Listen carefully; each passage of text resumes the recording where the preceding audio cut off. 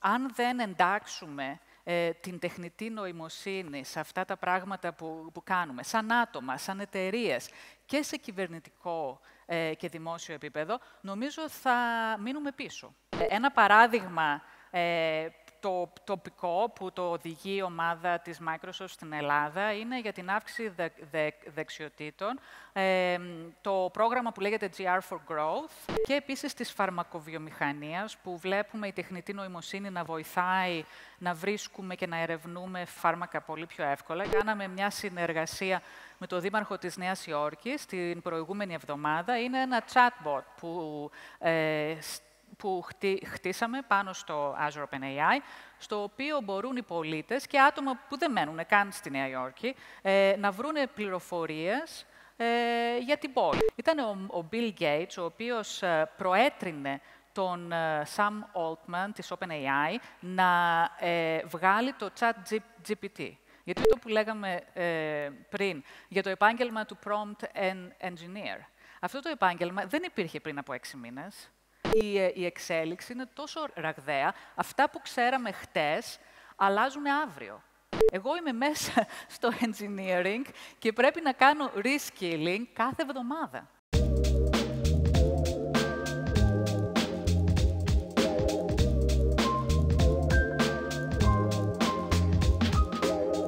Καλώς ήρθατε σε ακόμα ένα επεισόδιο των Innovative Greek Talks.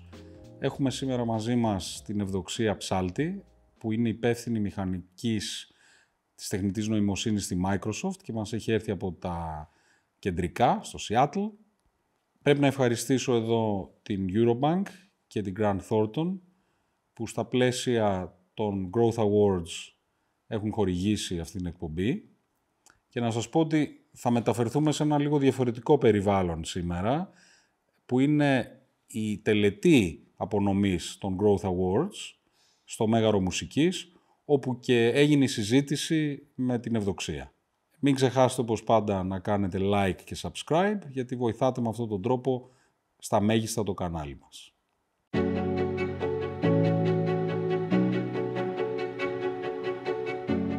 Η φετινή μας κεντρική καλεσμένη, θέλω να σας πω ότι ταξίδεψε από το Σιάτλ, από τις Ηνωμένες Πολιτείες, για να είναι μαζί μας εδώ απόψε. Μετρά περισσότερα από 20 χρόνια ηγετικής παρουσίας σε εταιρείες τεχνολογίας. Σήμερα είναι Senior Director του Azure AI της Microsoft και μέλος του Διοικητικού Συμβουλίου της We Global Studios. Η We Global Studios είναι μια πλατφόρμα που στηρίζει τη γυναική επιχειρηματικότητα πάντα με εργαλεία AI. Είναι η κυρία Ευδοξία Ψάλτη και συζητά απόψε επί σκηνής με τον εταίρο στην Big Pie Ventures Capital και πρόεδρο της Επιτροπής Καινοτομίας του ΣΕΒ, κύριο Μάρκο Βερέμι.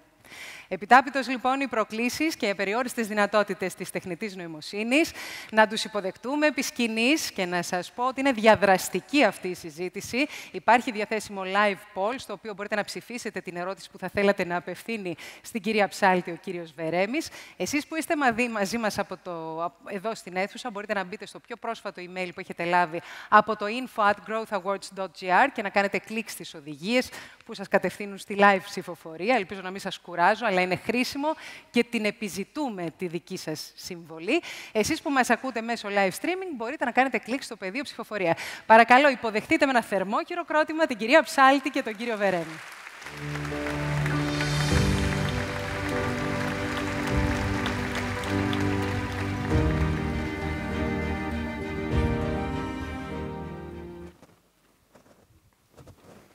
Εσύ είσαι από εκεί, εγώ είμαι από εδώ, όσο θυμάμαι. Καλώς ήρθες, Ευδοξία. Καλώς σας βρήκα. Από όσο καταλαβαίνω, η απουσία σου έχει δώσει ένα πολύ ιδιαίτερο perspective, ας πούμε, μια πολύ ιδιαίτερη άποψη για ένα θέμα το οποίο δημιουργεί πάρα πολύ μεγάλη πόλωση αυτή τη στιγμή, που είναι η τεχνητή νοημοσύνη. Και έχουμε την τύχη, η Ευδοξία, να έρχεται από τα αρχηγεία. Ενός εκ των 3 μεγάλων, αν θέλετε, δημιουργών τεχνητής νοημοσύνης μέσα από αυτό που λέμε Large Language Models και Generative AI, που είναι στην ουσία η Google, η Microsoft και πλέον και η Meta. Εσύ έρχεσαι, νομίζω, αυτή τη στιγμή από μια από τις μεγαλύτερες. Λοιπόν, να κάνω μια πολύ γρήγορη εισαγωγή. και να μπούμε κατευθείαν συζήτηση. Δεν υπάρχει αμφιβολία ότι η ανθρώπινη νοημοσύνη είναι το βασικό μας ανταγωνιστικό πλεονέκτημα ως είδος. Έτσι, δεν νομίζω ότι κανείς αμφιβάλλει αυτό. Είναι αυτό το οποίο κατά τον Αντρίσεν Χόροβιτς έχει αυξήσει τα τελευταία 4.000 χρόνια κατά 10.000 φορές την ποιότητα ζωής μας. Έχουμε ατυχήματα στο δρόμο, δηλαδή πολύ ευφυείς ανθρώπους με πολύ υψηλή νοημοσύνη που κάναν μεγάλες ζημιές. Χίτλερ, Στάλιν, ακόμα και πιο μικροί απατεώνες σαν τον Μάντοφ. Αλλά αυτό δεν αναιρεί την ανθρώπινη ιστορία και την πορεία και την αξία της νοημοσύνης. Τώρα, για πρώτη φορά στην ανθρώπινη ιστορία, μπορούμε να μιλήσουμε για κάτι το οποίο είναι έξω από την ανθρώπινη νοημοσύνη. Μπορούμε να μιλήσουμε πλέον για την τεχνητή νοημοσύνη ή την νοημοσύνη που έχουν οι μηχανές.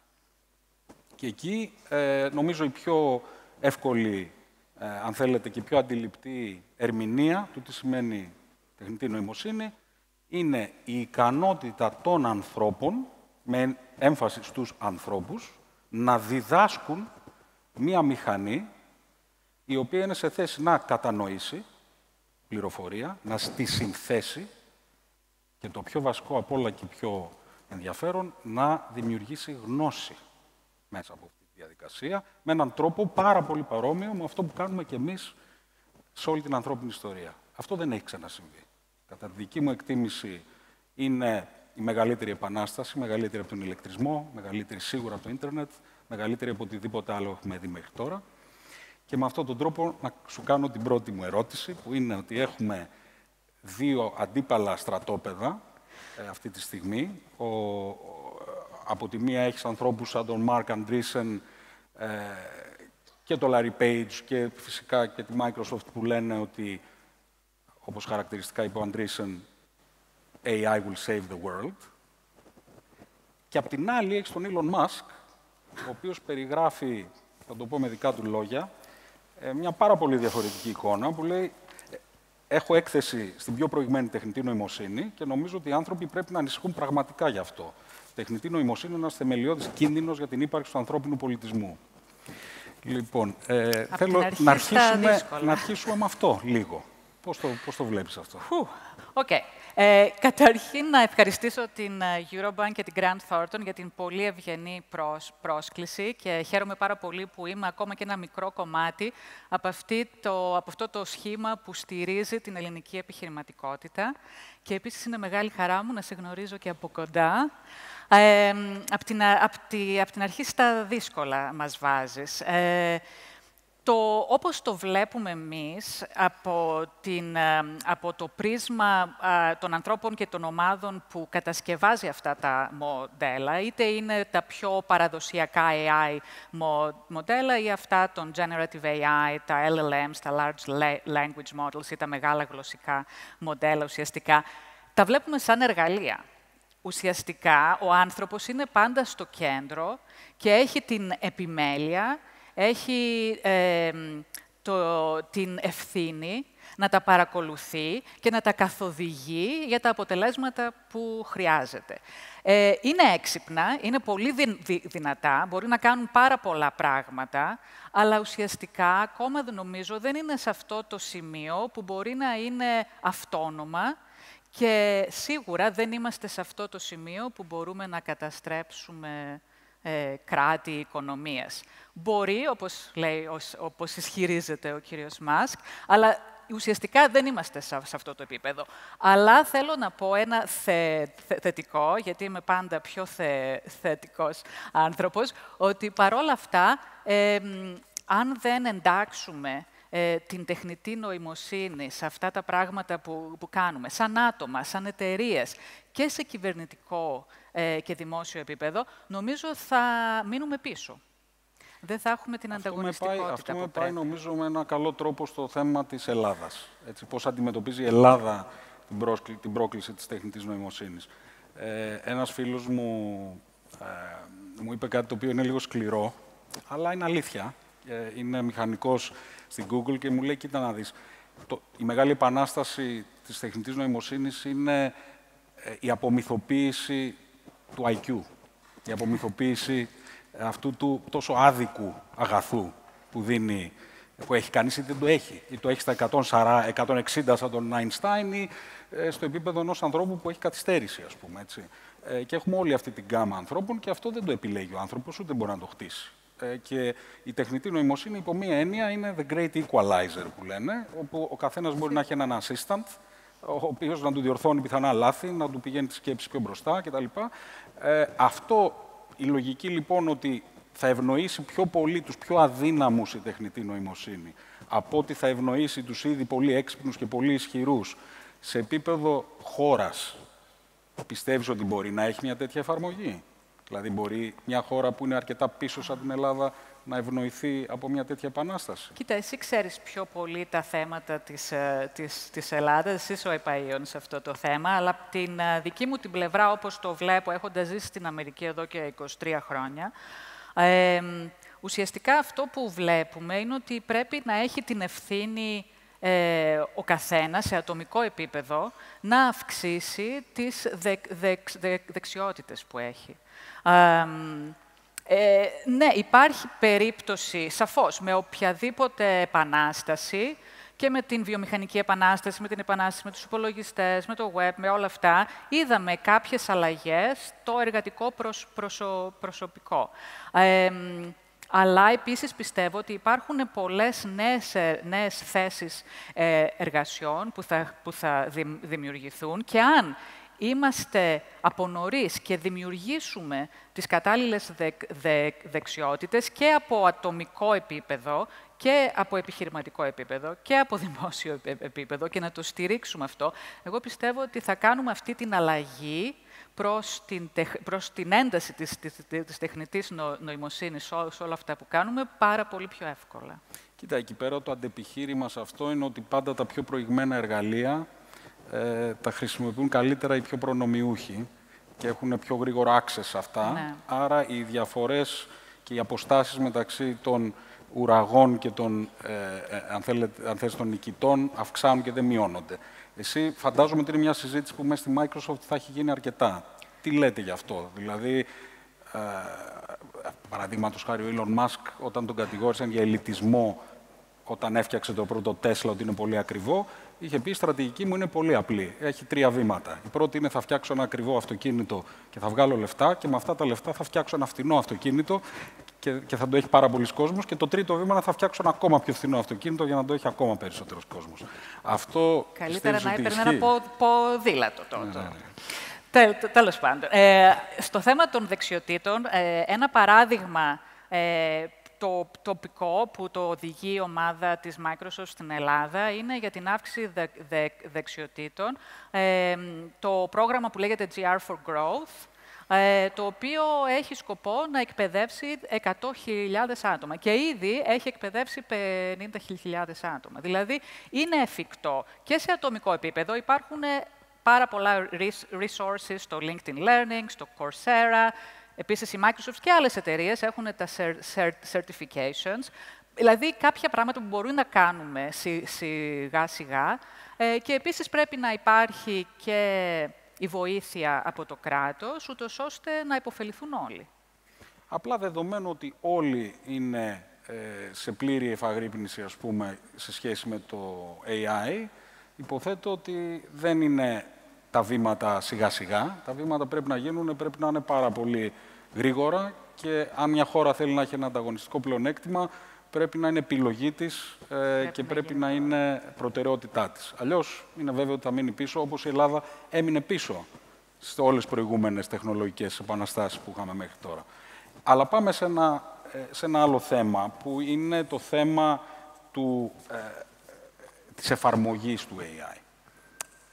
Απλώς για να έχουν όλοι μια κατανόηση, στην πραγματικότητα η τεχνητή νοημοσύνη λειτουργεί μέσα από ένα μοντέλο, το οποίο πράγματι αυτή τη στιγμή το κρατάνε 3-4 μεγάλες εταιρείες, αλλά μετά αυτό το μοντέλο μπορεί να εφαρμοστεί σε πάρα πολλά διαφορετικά πράγματα, από το να λύσει κάποιες εργασίες, π.χ. σε ένα δικηγορικό γραφείο που μπορούν να γίνουν με αυτόματο τρόπο, μέχρι σε πάρα πολύ πιο δύσκολα προβλήματα, όπως μια ακριβέστατη διάγνωση πάνω σε μια μαγνητική τομογραφία, για παράδειγμα. Θέλω να μας πεις λίγο, γιατί φαντάζομαι η δουλειά της Ευδοξίας είναι σε μεγάλο βαθμό να ψάχνει για αυτές τις περιοχές εφαρμογής. Δηλαδή, ποιες είναι οι περιοχές εφαρμογής που θα είναι, να το πούμε, the killer apps of AI. Πες μας λίγο τι έχεις δει μέχρι στιγμής. Τι σε κάνει εσένα πιο ενθουσιώδη. Ναι, υπάρχουν πολλές ευκαιρίες σε πολλούς κλάδους και τομείς.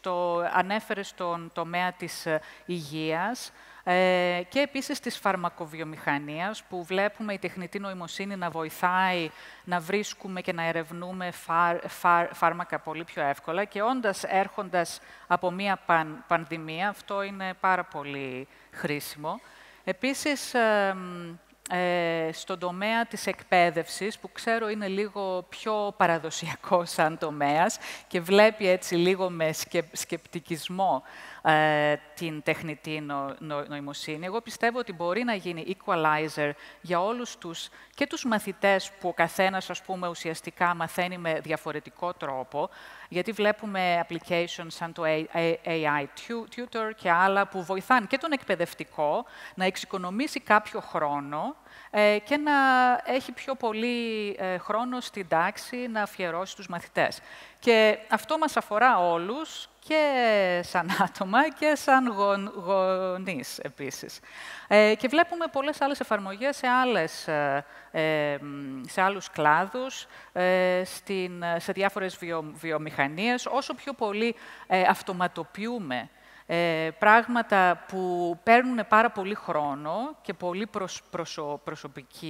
προσωπικό, ουσιαστικά μπορούμε να μειώσουμε το κόστος, αυτό το κόστος παραγωγής που βλέπαμε στο βίντεο, και επίσης να αυξήσουμε την παραγωγικότητα, η οποία πάλι μας βγάζει στην ανταγωνιστικότητα. Και αυτό τώρα το θέμα της εφαρμογής, ξέρεις, όλα τα πράγματα τελικά είναι απρόβλεπτα. Δηλαδή, τι φαντάζεται κανείς ότι θα είναι τα killer applications ή πιο πετυχημένες εφαρμογές της τεχνητής νοημοσύνης και ποια τελικά θα είναι πάρα πολύ δύσκολο να το πει κανείς. Παρ' όλα αυτά, νομίζω ότι μπορούμε να συνδέσουμε την τεχνητή νοημοσύνη με κάποιους τομείς που μάλλον θα επηρεαστούν περισσότερο. Ναι. Θα ήθελα να μας πεις λίγο περισσότερο για τον τομέα της υγείας. Είπες ορισμένα πράγματα, αλλά επειδή όλοι συμφωνούν ότι εκεί είναι τα άλματα που περιμένει και η ανθρωπότητα.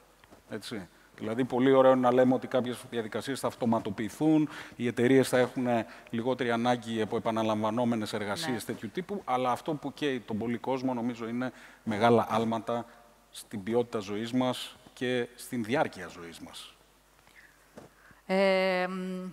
Ποιες εφαρμογές κοιτάτε τέτοιου τύπου αυτή τη στιγμή? Θα σας πω κάποιες εφαρμογές και από την υγεία, απλά και εκτός, για να έχουμε έτσι μια πιο ολική όραση. Στο τομέα της υγείας βλέπουμε πολλές ευκαιρίες στην τηλεϊατρική, στο telemedicine, το οποίο ουσιαστικά βοηθάει η τεχνητή νοημοσύνη να έχεις πρόσβαση στο γιατρό σου ή στο ιατρικό προσωπικό, χωρίς να χρειάζεται να πας εκεί. Αυτό βοηθάει άτομα με ειδικές ανάγκες, άτομα που δεν είναι κοντά σε ένα ιατρικό κέντρο ή σε ένα νοσοκομείο, σε μια κλινική, και βοηθάει επίσης να έχεις μια άμεση πρόσβαση. Επίσης, βλέπουμε πολλά παραδείγματα σε υγειονομικά, σε πιο πολύ αυτά τα healthcare site, τα οποία μπορούμε να κάνουμε διάγνωση πολύ πιο εύκολα και πολύ πιο γρήγορα. Αλλά υπάρχουν και άλλα πιο άμεσα παραδείγματα εκτός της ιατρικής, που βλέπουμε, ας πούμε, μια ασφαλιστική εταιρεία, η Nationale Nederlanden, η οποία χρησιμοποιεί, ας πούμε, αυτά τα large language models για να κάνει process ουσιαστικά πάρα πολλές αιτήσεις που έχουν. Οπότε μπορεί να παράγει αυτές τις αιτήσεις σε πολύ πιο μικρό χρονικό διάστημα. Ή επίσης βλέπουμε κάποια άλλες εταιρείες που χρησιμοποιούν την τεχνητή νοημοσύνη στην επεξεργασία, στην υποστήριξη πελατών, το οποίο επίσης πάλι μειώνει το κόστος και εξυπηρετεί πιο καλά τους πελάτες. Ένα παράδειγμα πολύ πρόσφατο που κάναμε μια συνεργασία με τον Δήμαρχο της Νέας Υόρκης την προηγούμενη εβδομάδα είναι ένα chatbot που χτίσαμε πάνω στο Azure OpenAI, στο οποίο μπορούν οι πολίτες και άτομα που δεν μένουν καν στη Νέα Υόρκη να βρούνε πληροφορίες για την πόλη, για τα πάρκα, για τα εστιατόρια, για το πώς μπορείς να αρχίσεις μια επιχείρηση και διάφορα άλλα. Ουσιαστικά η Νέα Υόρκη και το γραφείο του Δημάρχου είχαν πάρα πολλές βάσεις δεδομένων και πολλές γνωσιακές βάσεις, οι οποίες ήταν κρυμμένες, δεν μπορούσαν να τις ανακαλύψεις και ουσιαστικά με αυτό το chatbot τα βγάζεις και τα κάνεις πολύ πιο προσιτά στον πολίτη. Και νομίζω αυτό το παράδειγμα μπορούν να το πάρουν και άλλες πόλεις και άλλες χώρες και να κάνουν κάτι ανάλογο. Το επόμενο θέμα, το οποίο νομίζω ότι αφορά αρκετά και την Ελλάδα, είναι τα ίδια αυτά τα μοντέλα. Είναι περίπου αναμενόμενο, ανάλογα με το χαρακτήρα των δημιουργών, τι προϊόν θα βγάλουν από την άλλη πλευρά. Δηλαδή, όπως κοιτώντας δύο γονείς, μπορείς και τους δασκάλους κάποιων παιδιών, όλο μαζί αυτό, να προβλέψεις κάποια πράγματα την πορεία αυτών των παιδιών, πώς θα γίνουν όταν είναι ενήλικες, ποια χαρακτηριστικά θα έχουν. Το ίδιο ακριβώς πράγμα ισχύει και στην τεχνητή νοημοσύνη. Δηλαδή, όταν μόλις γεννήθηκε ο γιος μου, είχα διαβάσει μια βιβλιογραφία για το θαύμα, ας πούμε, της ανάπτυξης των παιδιών και της ικανότητάς τους να μαθαίνουν. Και μου είχε κάνει εντύπωση ότι η βιβλιογραφία τα τελευταία 10 χρόνια, ενώ μίλαγε μέχρι τότε για το θαύμα της ικανότητας των παιδιών να μαθαίνουν, έχει αρχίσει να μιλάει για το θαύμα της ικανότητας των γονιών να διδάσκουν. Και με αυτή την έννοια σε φοβίζει το σχετικά μικρό νούμερο δασκάλων, παραγωγών του LLM. Δηλαδή, αυτή τη στιγμή έχει τη Microsoft, τη Google και τη Meta. Και αυτοί κρατάνε τα 3 βασικά μοντέλα πάνω στα οποία πατάνε όλα τα applications. Και έχουν γονείς, με μια συγκεκριμένη ταυτότητα. Έτσι. Αυτό σε τρομάζει, το βρίσκεις, πώς το προσεγγίζεις αυτό? Η γνώμη μου είναι ότι αυτό θα αλλάξει. Ουσιαστικά βλέπουμε τώρα ότι όντως είναι στα χέρια κάποιων εταιριών, αλλά νομίζω το value είναι στην εφαρμογή. Δεν είναι τόσο πολύ στο large language model. Και θα σας πω ένα παράδειγμα που δεν ξέρω αν ξέρει ο κόσμος. Ήταν ο Bill Gates, ο οποίος προέτρινε τον Sam Altman της OpenAI να βγάλει το ChatGPT. Γιατί ουσιαστικά η OpenAI ήθελε να έχει τα μοντέλα που όλοι ξέρουμε, αλλά δεν ήθελε να βγάλει αυτό το interactive. Αλλά ουσιαστικά, αν δεν έχεις αυτή την εφαρμογή, να τη χρησιμοποιήσεις, να βρεις, ξέρω εγώ, να δεις, ας πούμε, το benefit από αυτό, δεν θα καταλάβεις και την αξία του LLM. Οπότε, ναι, μεν, αυτά που βλέπουμε τώρα είναι 3-4 μεγάλοι παίκτες, αλλά πιστεύω ότι αυτό δημιουργεί ευκαιρίες σε πολλές εταιρείες και σε πολλούς συνεργάτες να φτιάξουν εφαρμογές πάνω σε αυτά τα LLMs για συγκεκριμένους κλάδους και για συγκεκριμένα σενάρια. Και εκεί είναι η πραγματική η αξία.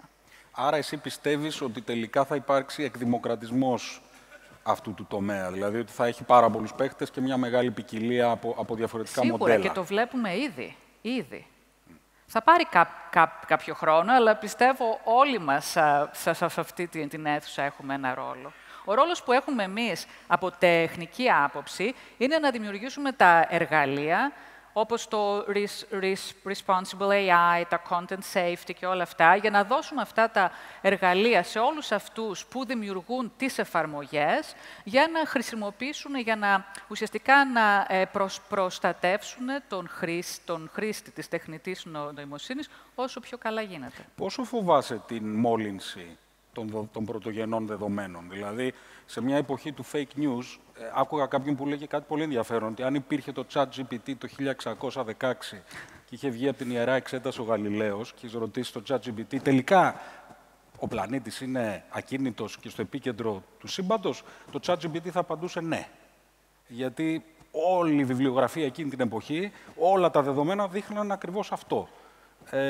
Με την ίδια λογική, έτσι, και η ποιότητα των δεδομένων είναι αυτή η οποία προσδιορίζει τελικά και την αξία της παραγόμενης γνώσης ή απάντησης. Πόσο σε φοβίζει η ρύπανση που έχουν δημιουργήσει τα κοινωνικά δίκτυα στην αλήθεια? Να σας πω την αλήθεια, την ευθύνη την βλέπω στο να μπορέσουμε να έχουμε τις κατάλληλες ποικιλόμορφες ομάδες που να δημιουργήσουν αυτά τα μοντέλα και να έχουμε τους κανόνες και τους διακανονισμούς, να βλέπουμε ακριβώς, να κάνουμε trace πώς χτίζονται αυτά τα μοντέλα, αν υπάρχει μεροληψία, αν υπάρχει μόλυνση. Από θέμα ηθικής δεν είμαι εγώ ο επαΐων, αλλά ξέρω ότι γίνονται πολύ μεγάλες προσπάθειες για να έχουμε αυτά τα εργαλεία και μετά είναι η ευθύνη όλων μας. Δεν είναι κάτι που μπορείς να πάρεις off the shelf και να το χρησιμοποιήσεις. Δηλαδή αυτό που λέγαμε πριν για το επάγγελμα του prompt engineer. Αυτό το επάγγελμα δεν υπήρχε πριν από 6 μήνες. Οπότε, και τι κάνει, το prompt engineer είναι πάρα πολύ σημαντικό. Στον κόσμο τι σημαίνει prompt engineer. Το prompt engineer ουσιαστικά, όπως ας πούμε, κάνεις μια ανταλλαγή με το μοντέλο, υπάρχει ένα input, που μπορεί να είναι οι λέξεις ή οι εικόνες, και υπάρχει ένα output. Ουσιαστικά, είναι λίγο μια τέχνη και λίγο επιστήμη πώς μπορείς να κατασκευάζεις το κατάλληλο prompt για να έχεις τα κατάλληλα αποτελέσματα. Και πολλές φορές μπορεί να πάρει 2-3, μερικές φορές για να βγάλεις το κατάλληλο αποτέλεσμα. Αυτοί οι άνθρωποι δεν είναι ούτε καθαροί προγραμματιστές, ούτε οι data scientists που κάνουν αυτό το naming, annotation και όλα αυτά. Είναι κάτι στο ενδιάμεσο και ουσιαστικά είναι ένα επάγγελμα που είναι σε μεγάλη ζήτηση και δεν υπήρχε πριν από 6 μήνες. Αυτό τώρα που είπες για μένα έχει πάρα πολύ μεγάλο ενδιαφέρον και θα σου κάνω την τελευταία μου ερώτηση πριν πάμε στην ερώτηση του κοινού. Όλοι τα τελευταία 10 χρόνια λένε πώς τα παιδιά μας πρέπει να σπουδάσουν στην κατεύθυνση του computer science, και πόσο σημαντικό είναι να έχουν περισσότερους προγραμματιστές. Ένα από τα προβλήματα, ή μάλλον θα έλεγα μια ανατροπή που φέρνει η τεχνητή νοημοσύνη, είναι ότι μπορεί να γράψει κώδικα μόνη της, σε μεγάλο βαθμό, έτσι. Και κάποιες άλλες ανθρώπινες δεξιότητες αρχίζουν να ξαναέρχονται στη μόδα. Το World Economic Forum, ας πούμε, που έκανε μία μελέτη για την εκπαίδευση στην εποχή της τεχνητής νοημοσύνης, κατέληξε στην ευδαιμονία του Αριστοτέλη. Καθαρά. Δηλαδή, ότι οι άνθρωποι πρέπει να έχουν τα skills που θα είναι πολύ δύσκολο να αποκτήσουν οι μηχανές. Ακριβώς. Και ποια είναι αυτά τα skills? Η ενσυναίσθηση, η τόλμη, η δικαιοσύνη και το μέτρο. Αυτά δεν θα τα έχουν ποτέ οι μηχανές. Αυτά πρέπει σε αυτά οι γονείς να επικεντρωθούν ως προς τη μόρφωση των παιδιών τους, που οδηγεί σε μια αναγεννησιακή μόρφωση τελικά και μας πάει πάλι έξω από τα STEM αποκλειστικά, που ήταν η μόδα των τελευταίων 15 ετών. Τι άποψη έχεις εσύ γι' αυτό? Τι θα συμβούλευες στους γονείς ότι είναι τα vital skills για να έχουν τα παιδιά που τώρα μορφώνονται σε ένα τέτοιο κόσμο της τεχνητής νοημοσύνης? Είμαι λίγο biased, διότι αγαπώ πάρα πολύ τα STEM και είμαι παιδί των STEM, αλλά καταλαβαίνω και αυτό που λες, ότι πρέπει να έχουμε μια πιο ολική μόρφωση.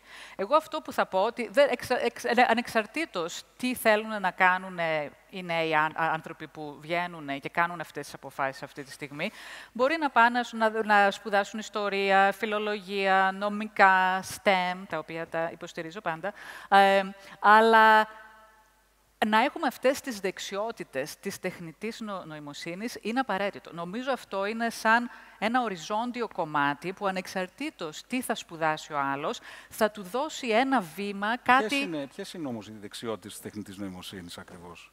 Το να μπορείς να την καταλαβαίνεις, το να μπορείς να την επιμελείσαι και να έχεις την κριτική σκέψη, να δεις το αποτέλεσμα, αν είναι αυτό που θα περίμενες. Και υπάρχει επίσης κάτι που εξελίσσεται. Ουσιαστικά το Generative AI είναι τους τελευταίους 18 μήνες.